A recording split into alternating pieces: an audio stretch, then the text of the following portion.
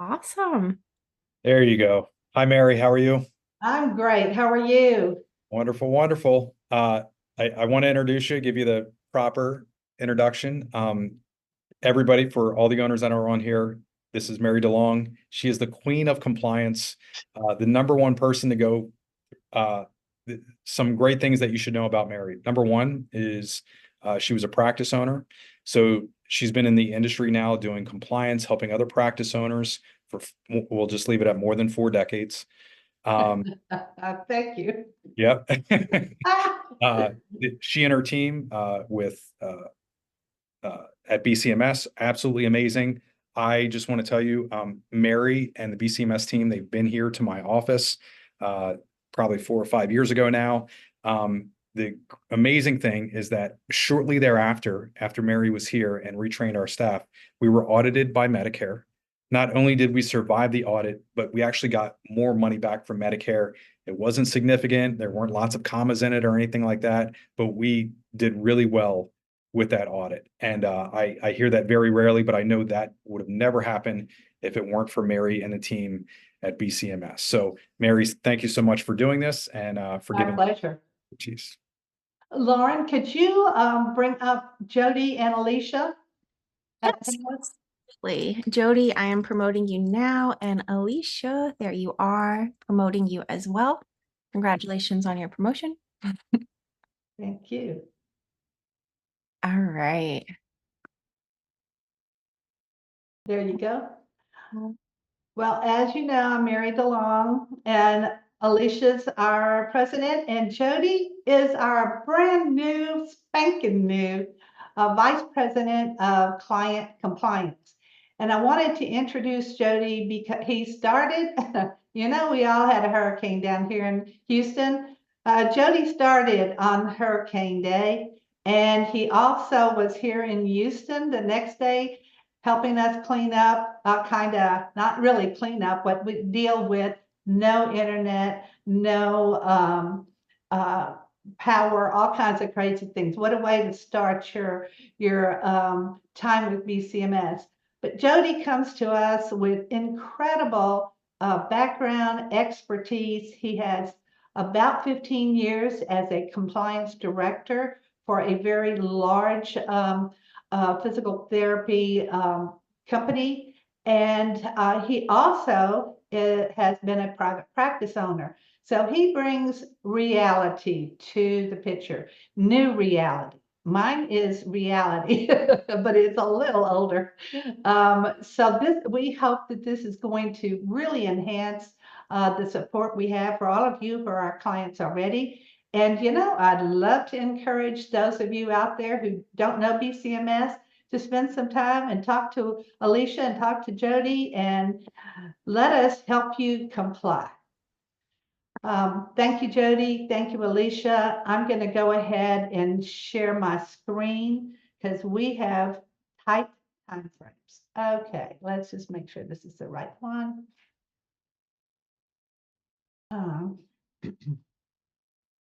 Looks great, Mary. Okay, I want to try to get to the other screen because I'm going to be looking the wrong way if I don't. There we are. Okay, and I got to get rid of all this. All righty. So, Oh, what? Mary, we actually can see your background now. We were looking at your screen, but now it's gone away. Oh, it's gone around now. It's my background. Yes, ma'am. Oh, okay. Still okay. Let's go back. Perfect. We're back. Okay. So, 1 second. Sorry about that. Well, y'all are going to kind of look at me looking sideways because my screen is not moving the way I want to. And here we go. So Chad had asked me to talk about some billing problems, the top three. And as you all probably have experienced, there's a lot more than three. But these are the ones that we're seeing the most often. And we're seeing these when we do our offsite audits. We see billing compromises that we really work with our clients on correcting, but we also see them as the result of audits. So when people are audited They have either raised the flag or something has precipitated an audit by a payer. And we want to make certain that you are aware of these things because these are the ones we're seeing the most often. And we're told to do so many things, so many different things, so many different ways. That's our system. I spent a lot of time talking to my state representative about this. I said, do you know how difficult it is even to collect from a patient because there are so many components to how we bill? And he was really surprised. And I said, well, if I could sit and spend 10 hours with you, I could tell you all the other complexities. But this is one we deal with all the time. You are trying to do the right thing, but there's so many directions to go. So let's start out with billing for students and temporary licensees.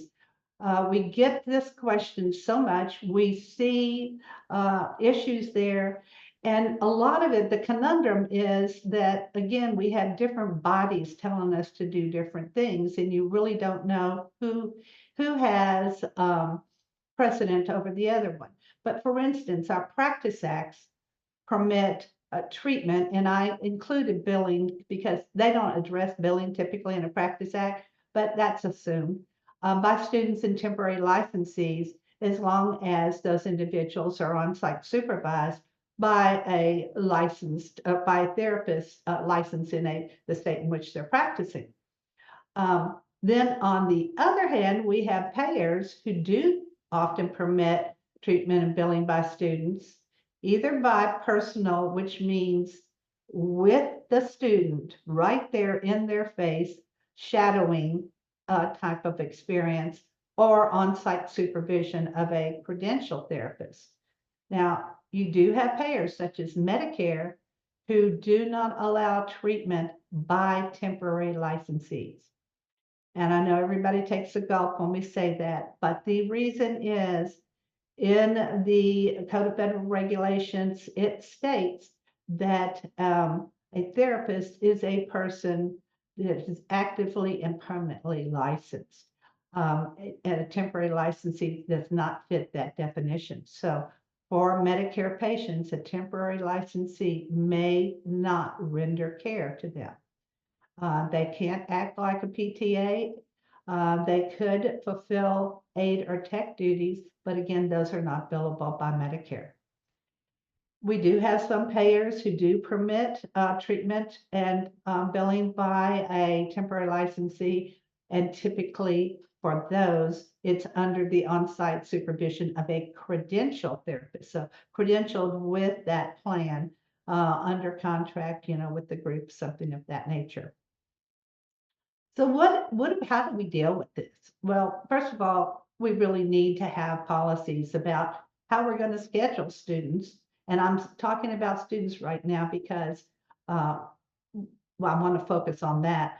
But if we have scheduling procedures, and everyone is aware of them, everyone's educated, whether it's the people who do the scheduling, the therapists that are supervising, the staff, that they need to understand what the prerogatives and the limitations are. And I think those policies should include these types of things so that you are covering your bases. You wouldn't put a brand new student with a patient who has a lot of complexities, a very, very difficult condition by themselves, or trying to do an initial evaluation on that patient.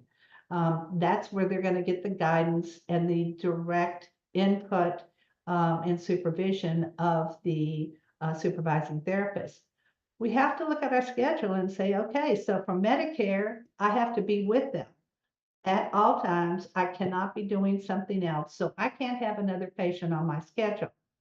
If they were being generally supervised, or which typically isn't the case in any practice act I've seen, although payers may allow that, you'd have to know by looking at their payment policy, but typically it's going to be on-site or personal supervision.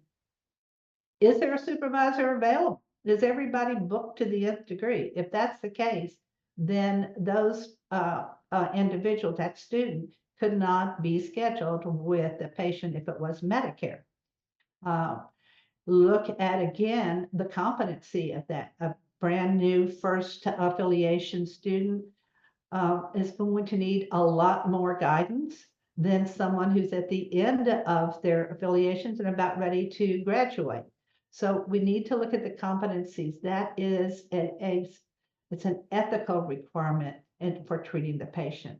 So everybody should know what the payer sources limit and allow, and that supervision and that education needs to occur at all levels.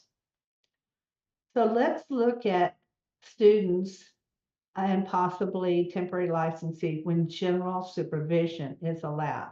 Again, typically general supervision is the least supervision the least supervision that is required, because you just have to be within accessibility. But if we look at it from the on-site supervision, it would be appropriate from my perspective to ask for the patient's approval. And I'll tell you why.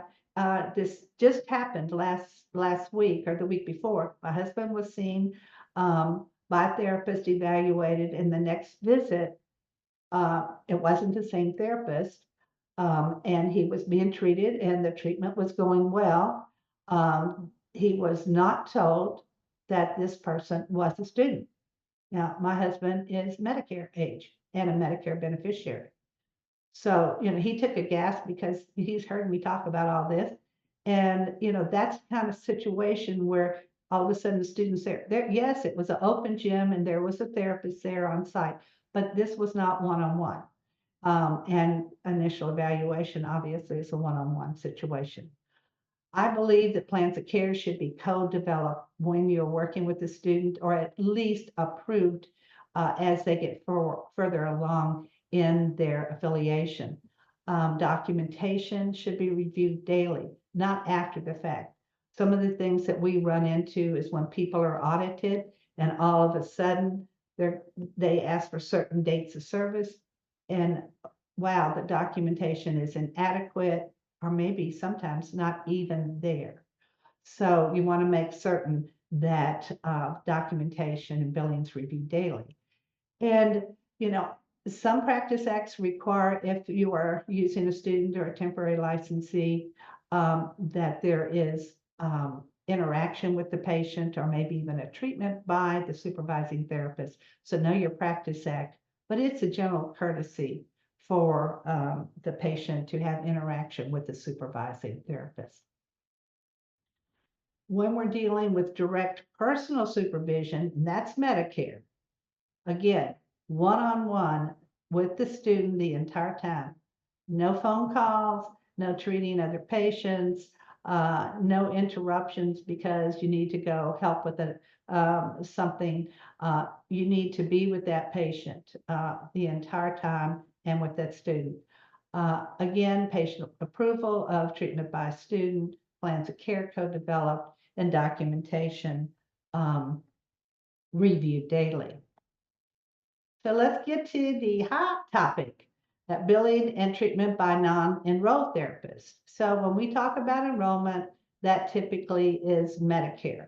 You have enrollment with some other federal payers too, but it's not called credential. But from the purpose of this particular presentation, we're going to use Medicare as the example. So there is a provision, and where the conundrum is on this one is that Medicare Benefit Policy Manual has a provision that states if a therapist is not enrolled in the program, they may treat a Medicare beneficiary under the on-site supervision of an enrolled therapist. And that is true. That was written in 1998. However, since that time, payers, especially federal payers, are using enrollment as a fraud, waste, and abuse control. And so they require you to be enrolled to bill for services. So in that provision that I referred to, it said treat Medicare patient. 2 words were missing, and bill. If you look at the program integrity manual, it says over and over, and they just updated it. In order to bill a Medicare patient, provider must be enrolled. So this is how you handle that. And everyone's saying, oh my God, it takes forever to get enrolled in some of these plans. And Medicare used to be terrible. It is better. But you know, if you do it right the first time, typically it can go pretty quickly, 6 or 8 weeks, sometimes sooner than that still. And some of the other payers might take much longer. So it's very hard to be able to utilize your staff. But you want to initiate the enrollment application as soon as you bring somebody on that is not enrolled and assigned to your facility and reassigned as far as Medicare goes through their enrollment process. Supervision has to be by an on-site enrolled therapist, so that provision is accurate. There is no requirement for a co-signature. A lot of people think that co-signature validates, that clause. But again, you can do it, co-signature if you want. It's extra work. There's no need to do that. But if you if that person is treating the patient, remember the claim has to be held. You cannot bill until they're enrolled. So once you have that confirmed enrollment application, they give you a PTAN, which is a provider transaction access number. That's the Medicare number. And that's your validation that you are duly enrolled. You may submit the claims for all those services that were delivered, and that verifies that the rendering provider is the billing provider.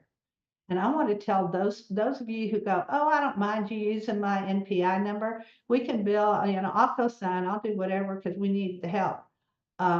You become a target. So if we have a PT who has, let's say, just one person who's not enrolled, that's going to double your volume of the number of units you're billing that particular day. And what if you complicate it and you add to that by having PTAs? They bill under your NPI too. So now you may be 3 times more units billed than your peers. That is one of the things that causes Medicare and other payers to choose you for an audit.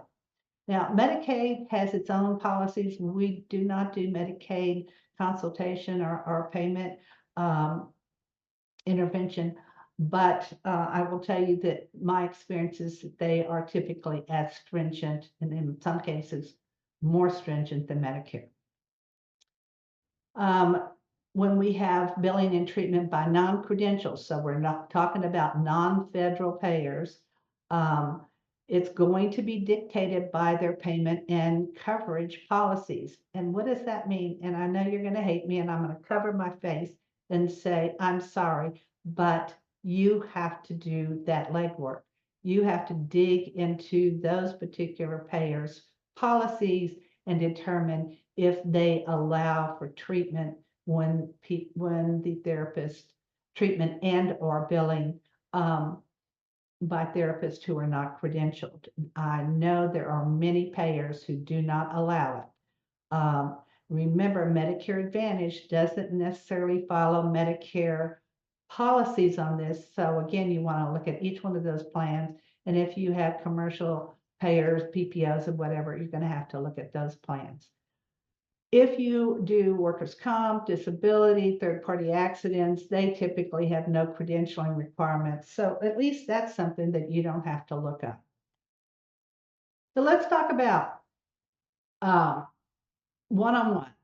And it does not permit multitasking. It just is not allowable. So the conundrum is, and this is reality, and everybody sitting here knows, we really need to be able to dovetail patient visits so that we can have optimal access and also financial return. We know our payments keep getting cut.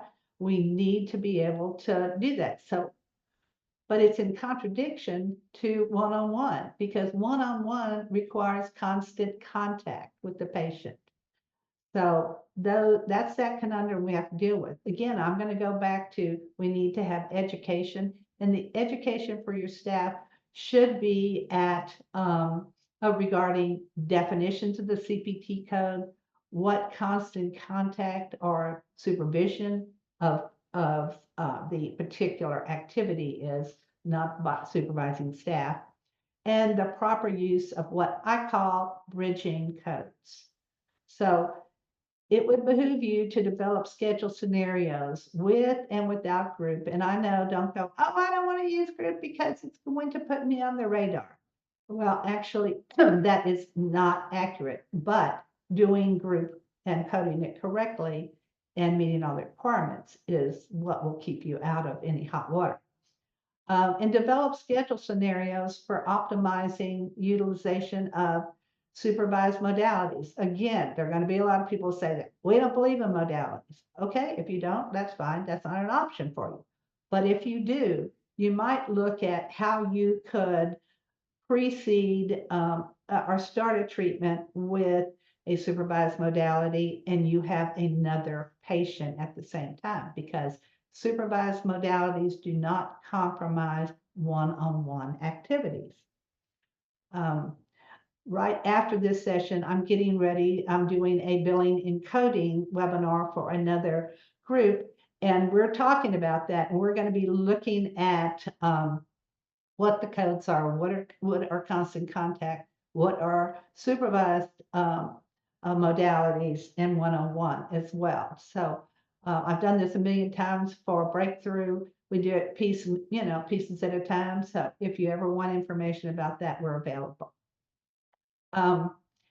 Medicare, not Medicare, excuse me, AMA has a specific definition for one-on-one, and they state that it is constant attendance involving visual, verbal, and or manual contact with the patient during the provision of service. Now, that does not give you the right to be treating a patient and to be viewing a patient and to bill both of those as one-on-one. That one-on-one has to have constant attendance, your constant attendance with that particular patient. Another thing that is kind of a confusing thing is many people think one-on-one has to do with Medicare and only Medicare. But actually the AMA defines the codes, and HIPAA, believe it or not, stated that all covered entities will comply with HIPAA transaction standards and code sets. And what that means is AMA puts out the 2024 CPT codes. They have definitions, and we have to comply with those definitions to the letter. So whether it is, and if it states that it is one-on-one, and they don't typically say, they don't code it, they don't have it classified as one-on-one, but you'll be looking for wording such as each 15 minutes or direct contact with for 15 minutes. Those are the one-on-one codes. If you don't see time, it's not a one-on-one code.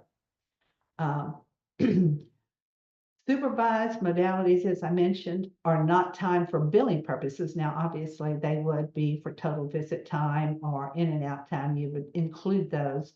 But again, they do not compromise your one-on-one constant contact requirement.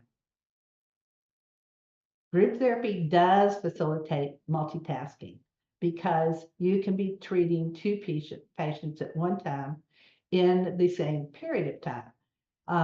You have to still have direct contact, but not constant contact with the individuals in the group. So if you're doing really group and everybody's doing the same thing, then obviously you've got that contact with them. If you're working with two different individuals and different interventions, your contact has to be long enough to deliver skilled care to meet the objective for that session.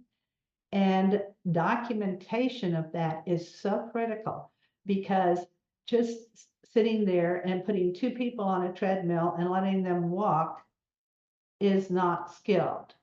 But if you have two people on a treadmill and one of them is for some type of balance issue and one is for endurance issues, or range of motion or proper gait or whatever it is, you can be working on coaching them verbally, or tactilely or whatever, and meet that group requirement and that skill service. With group, each patient in the group is billed 1 unit of 97150. Now let's get to the last part. We have evaluation and reevaluation. And oh my gosh, we run into this all the time. And this actually has been a subject of audits.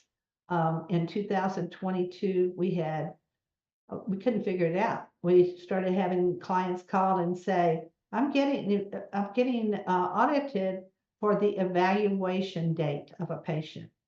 And the first thing that hit my mind is, oh, maybe they're going to change and revalue these codes and give, the low, medium, and a high complexity a different value. And they're looking to see what we're doing, but that wasn't it. They were looking for non-compliance. And they were also looking for treatments that were rendered by one provider and billed by another. We've already talked about that. That's one of the things that they did see, and we did see a number of citations from that particular, for those particular Medicare administrative contractors and supplemental medical review contractors. So I'm just going to pose a couple of questions, and this is just, to me, common sense. So if you have a patient with multiple comorbidities, they have a very complex diagnosis, and they're billed 97161, the lowest complexity, and then 3 intervention codes. Ask yourself, could an evaluation on a complex condition truly be completed in less than 20 minutes? You know that they did put suggested time on the complexity levels. It's not a mandate, but it's probably the beginning of assessing whether we really do complex evaluation and maybe what they would pay for them. I can't say that for sure, but payers typically assume we're on a 1-hour visit level. A lot of you are on 40 minutes, 30 minutes, 45 minutes, whatever. But just think, if you are saying this about a patient with a very complex condition and all you give them is 20 minutes or less evaluation time, I would suggest that it's probably pretty hard to develop a sound justification for medical necessity, because I don't know how you can pull all the information you need out of evaluation, looking at various comorbidities and complexities, and set a good plan of care. Let's look at the next one. Patient presents for an evaluation. Acute low back pain with radiculopathy, bilateral foot numbness, difficulty in walking and standing, and loss of balance. Okay, they built the right complexity, evaluation complexity, but they build 2 units of 97530. What is the definition of that code? It is dynamic function. A patient with that type of those types of issues, I doubt is dynamically functioning. And if they are, my next question is it going to be evaluate and discharge? Because if they're already functional, yes, I know I'm exaggerating because obviously there are things that you need to do. But when you see a code that is one of the most challenging codes It's what we look for when we treat patients is to get them functionally independent. So they're using multiple body parts, engaging the full body, multiple joints versus, you know, just a limb or a muscle group or something of that nature. So you have to think what that is saying. And it is not proper. A lot of people use it as education or whatever. It's not an educational code. It is an interventional code. So that's what you need to do. I think we're at our time, but I have a tiny bit left. There's a difference between the progress report and the reevaluation. And it's important to know that what the reevaluation requirements are. And this is, you know, you should be looking for a change in the patient's condition, their functional status, or when you need to change the plan of care. There's a lot more information. Again, we have a handout on that so you can see what all the requirements are. But remember, the progress report is to justify medical necessity and continued treatment and skilled intervention. You have different time requirements. Reevaluations are not supposed to happen on a routine basis. They're based on what it says the purpose is.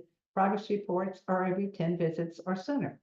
And billing, you bill for the reevaluation if you meet the regulatory requirements, and there is no billing for the progress report. So that's my summary. As fast as I could get that out, Chad, I'll tell you, you challenged me, dear. But if there are any questions, I don't think there's time for those, but we'll gladly entertain questions if you want to send those either to Lauren and she can forward them to us, or you can contact Alicia. We'll get those questions answered. Mary, I know you normally have a contact slide. We do. It's the very end. Yep. Oh, there it is. There you. Yep. For everybody who has questions for Mary, Alicia, Jody? Jody, for BCMS. Wow, you even have a fancy QR code. We are. That's We great. are. How about some love for Mary in the chat? I also am going to launch a poll real quick. If you do want to hear directly from Mary and Alicia, you can click yes in that poll, and I will send them your email address so they can personally reach out to you. Otherwise, I also post the link for this QR code there in the chat. Otherwise, lots of love for you in the chat, Mary. Thank you so much for sharing. Y'all have a wonderful session. I know it's jam-packed. Thank you, Mary. Uh-huh.